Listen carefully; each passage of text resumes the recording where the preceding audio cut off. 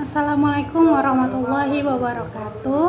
Ismi Lucia Jidah min fasli ta'lim lughah al-arabiyyah. Nah, huna asyrah anil kaidah fiqhiyah.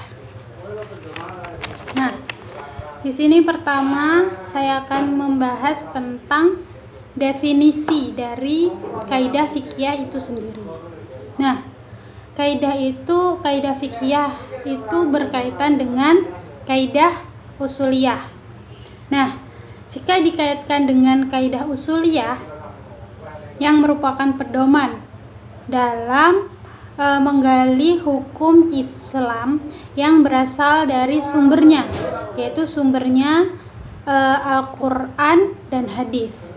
Nah, kaidah fikih merupakan kelanjutannya, yaitu sebagai petunjuk operasional dalam mengistimbatkan hukum Islam. Nah, kaidah fikih disebut juga sebagai kaidah syariah. Paham ya di sini? Itu definisi umumnya. Sebenarnya banyak sekali definisi-definisi tentang kaidah fiqhiyah ya. Nah, dari banyaknya definisi itu timbulnya perbedaan antara kaidah usuliyah dan kaidah fiqhiyah. Nah, dari perbedaan ada dua persamaan dari kaidah fiqhiyah dan usuliyah ini. Yang pertama adalah persamaannya itu adalah kedua-duanya sama-sama kaidah, keduanya sama-sama hukum, gitu ya. Nah, dalam artian bahwa keduanya adalah rumus. Keduanya ini adalah rumus yang menjadi standar untuk masalah-masalah fikih. Kayak gitu. Lalu yang kedua adalah sama-sama menjadi alat untuk menghasilkan hukum. Jadi dua kaidah ini adalah saling berhubungan ya. Ada kesamaan, ada perbedaan. Nah, perbedaannya di sini adalah kedua pekerjaan mukallaf. Jadi sama kaidah fiqhiyah itu langsung ke mukallafnya, langsung ke orangnya, langsung ke pekerjaannya. Sedangkan kaidah usuliyah itu kaitannya tidak langsung kepada mukallaf tersebut, harus ada hubungannya, harus ada kaitannya. Kaitannya itu adalah atau berupa dalil, seperti itu. Nah, lalu perbedaan yang kedua adalah objek operasi. Nah, objek operasi kaidah fikih adalah pekerjaannya mukallaf. Sedangkan kaidah usul objeknya adalah dalil berupa Al-Quran atau hadis, kayak gitu.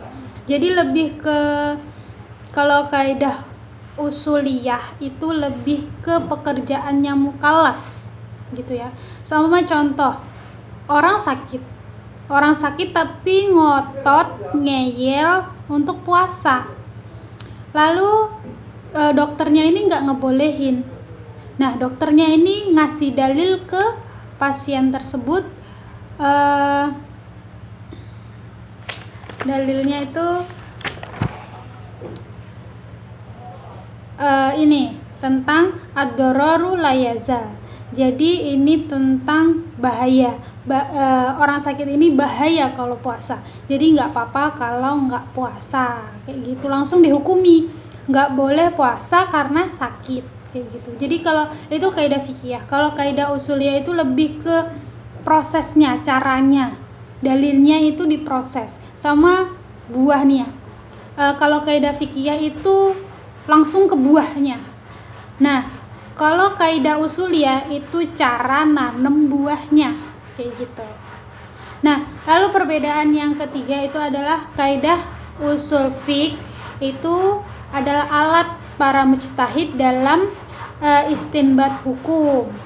Nah, sedangkan kaidah fikih adalah rumus atau formula yang jadi standar hukum taklif, kayak gitu. Lalu selanjutnya adalah ada 5 pokok dasar hukum fikih ya. Di sini ada tentang pertama adalah tentang niat. Nah, di sini ada al-umuru bimaqasidiha ya. Nah, di sini ada dalil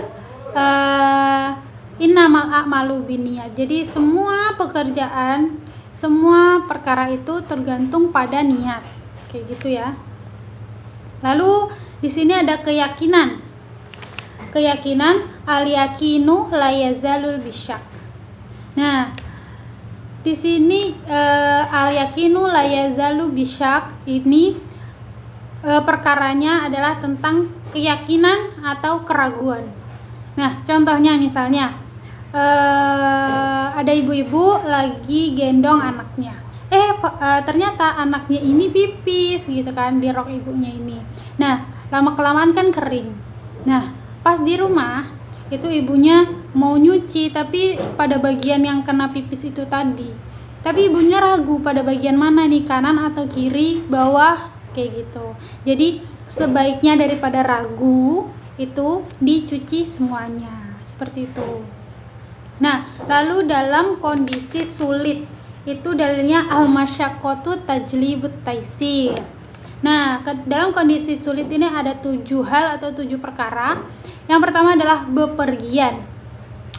Biasa ya orang berpergian, lalu bepergian jauh, ketinggalan, seumpama ketinggalan duhurnya atau asarnya, jadi di kosor kayak gitu, duhur dan asar kayak gitu. Itu boleh karena agama Islam kan tidak menyulitkan umatnya, seperti itu. Lalu yang kedua adalah sakit. Nah, sakit semua orang pasti pernah sakit ya. Lalu pas waktu Ramadan apalagi, boleh nggak nih aku puasa nggak ya, ini kan puasa wajib gitu. Jadi dia boleh karena dia dalam kondisi sulit yaitu sakit, makanya dia boleh nggak puasa asal diganti kayak gitu. Lalu ketiga adalah terpaksa. Nah, terpaksa ini seumpama di hutan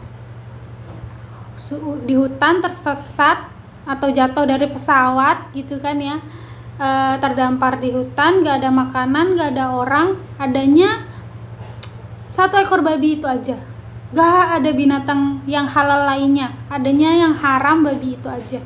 Nah, itu boleh dimakan ya, boleh dimakan, tapi asalkan dengan pengecualian yang tadi, nggak ada hewan selain itu dan lagi kelaparan. Kalau nggak makan itu bisa kelaparan dan meninggal kayak gitu. Jadi itu kan dalam keadaan sangat sulit, sangat genting gitu ya, itu boleh asalkan makannya bismillah ya, jangan lupa.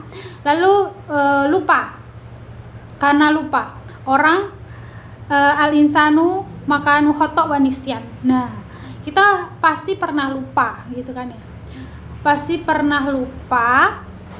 Nah, itu dalam kondisi sulit sama lupa rokaatnya sholat. Nah, pas waktu salam nih, dia baru ingat, wah aku kurang 1 gitu.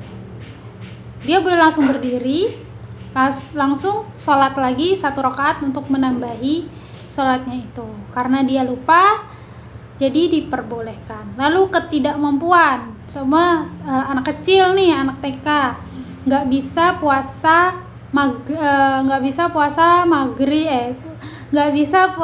sampai maghrib. Nah, boleh dia puasa sampai zuhur kayak gitu. Nah, ketidaktahuan, orang baru masuk Islam, nggak tahu caranya sholat, taunya sholatnya cuma sekedarnya. Nah, itu boleh asalkan dia belum tahu, belum belajar kayak gitu. Lalu umum al-balwa. Nah, umum al-balwa ini apa? Seperti contohnya uang dulu, barang di akhir. Nah, seperti sekarang ini banyak sekali Shopee, Lazada, Tokopedia, online shop yang mengirimkan uang dulu baru barangnya di akhir. Nah, itu diperbolehkan karena akadnya mereka dari penjual dan pembeli mereka sudah setuju, dan insya Allah lapaknya ini Shopee atau Lazada atau Bukalapak lah, itu terserah, ini dipercaya gitu ya. Nah, atau dokter lihat pasien perempuan gitu kan mereka nggak muhrim nih, karena dokternya itu hanya ada dokter laki-laki dan itu keadaan sulit, maka diperbolehkan. Nah, di sini ada klarifikasi kesulitan. Ada kesulitan mutadah dan ghairu mutadah. Mutadah itu yang bisa diatasi. Semua kelaparan gara-gara nggak punya uang dan nggak punya pekerjaan. Itu bisa diatasi dengan apa? Dengan mencari pekerjaan. Dia berusaha untuk mencari pekerjaan. Jadi masalahnya bisa diatasi. Kayak gitu. Lalu ghairu mutadah itu kesulitan yang tidak pada kebiasaan. Seumpama contohnya istihadah. Istihadah kan itu kesulitan ya, tidak pada jalan mensnya gitu. Itu kesulitan, tidak pada kebiasaan. Lalu kondisi darurat, ad-dararu la yazal. Nah, ad-dararu la yazal ini lebih condong ke mudaratnya daripada manfaatnya gitu ya. Contohnya ada pejabat nih, pejabat korupsi uang rakyatnya sengsara, rakyat banyak sekali, dan sedangkan pejabatnya satu itu yang untung karena korupsi dari uang rakyat. Nah, itu nggak boleh ya, itu ad-dararu la yazal. Lalu terakhir kelima adalah kebiasaan, al-adatu muhakkamah. Al-adatu muhakkamah. Nah, ini kebiasaan menjadi hukum. Mungkin dalam suatu daerah, suku gitu, kebiasaan seumpama 17 Agustus itu kan kebiasaan terus menjadi hukum, diperingati, itu hari libur kayak gitu. Itu diperbolehkan ya, asal kebiasaannya itu baik dan tidak melanggar syariat-syariat hukum. Nah, itu dia presentasi singkat dari saya tentang kaidah-kaidah fikih. Bila ada kesalahan kata atau tingkah laku, saya mohon maaf. Syukran ala istimaikum wa ihtimamikum. Wassalamualaikum warahmatullahi wabarakatuh.